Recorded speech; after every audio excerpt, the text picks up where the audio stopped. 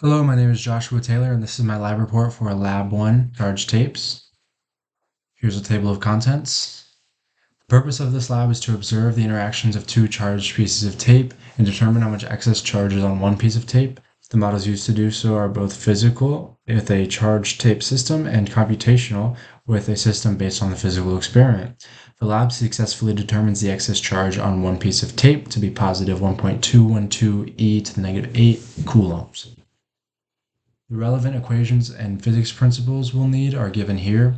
This first equation is the electric force equation. This is the electric field equation of a charge Q.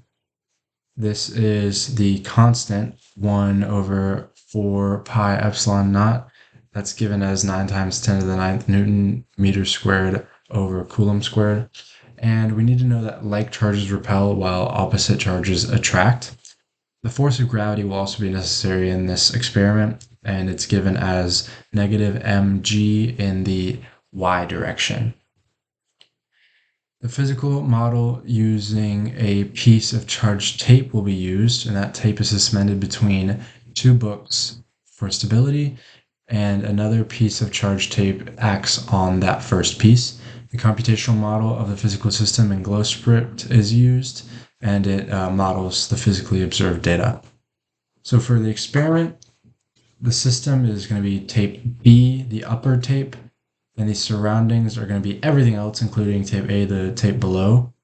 Tape length is 0.2 meters, but only 0.15 meters is actually suspended because part of it is attached to the two books.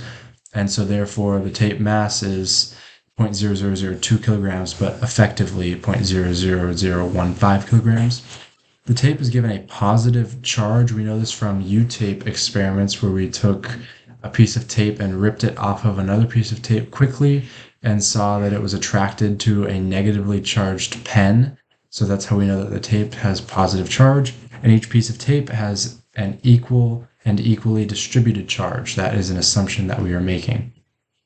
So for the experiment, as you can see, that's tape B, originally suspended, and then it is levitated by tape A, by the electric force of tape A.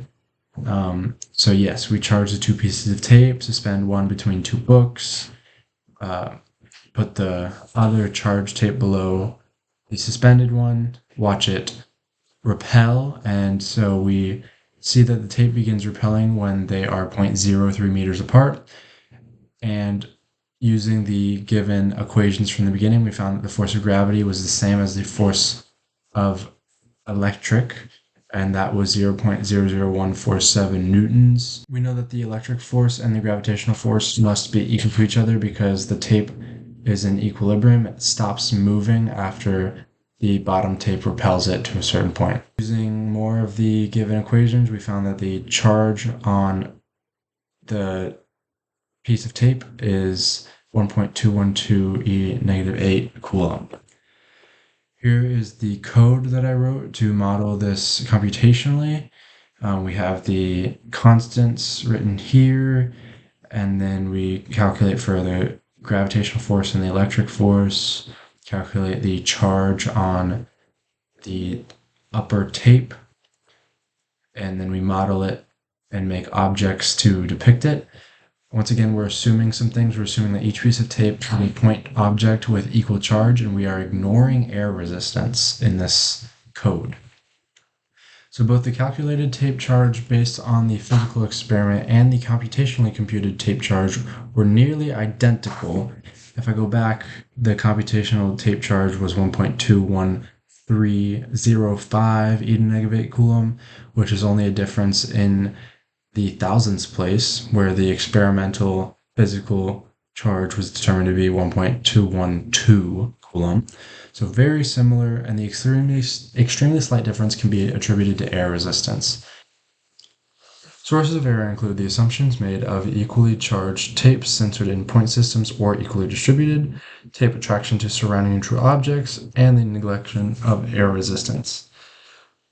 If electrons had positive charge and protons had negative charge, the two tapes would still repel in the same way because they would both still have excess like charges of the same magnitudes, And why is it important that we handle the tapes as little as possible? Well, the positively charged pieces of tape want to gain electrons and regain neutrality, so when they come in contact with neutral fingers or other objects, they take some of their excess electrons and lose their potency. In conclusion, tape gains a positive charge when pulled quickly from other pieces of tape. That charge can be calculated by observing the resistance of two like-charged pieces of tape and should be recreated computationally, and the tape's charge is 1.212 E to the -8 coulomb. Thank you.